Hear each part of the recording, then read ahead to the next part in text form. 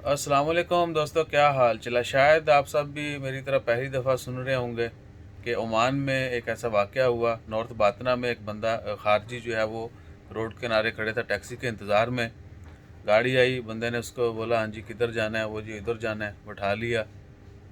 और इलाका गैर में जहाँ यानी कह सकते हैं कि गुंजान आबादी थी, वहाँ पर जाके गाड़ी रोकी और उससे कहा कि मैं पुलिस वाला हूँ। एक आम आदमी ने ज़ाहिर किया कि वो पुलिस वाला है। उस बंदे से जो भी उसको मिला उसने उसे ले लिया और उसको वहाँ उतार दिया।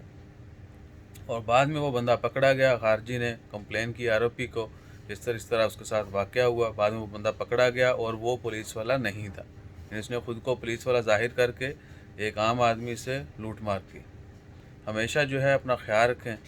और टैक्सी जो है कोशिश करें, अगर आप टैक्सी पर सफ़र करते हैं तो सिर्फ टैक्सी के ऊपर ही सफ़र करें, प्राइवेट व्हीकल्स में अवॉइड ही करें। और लोगों को बिठाने के लिए भी अवॉइड करें।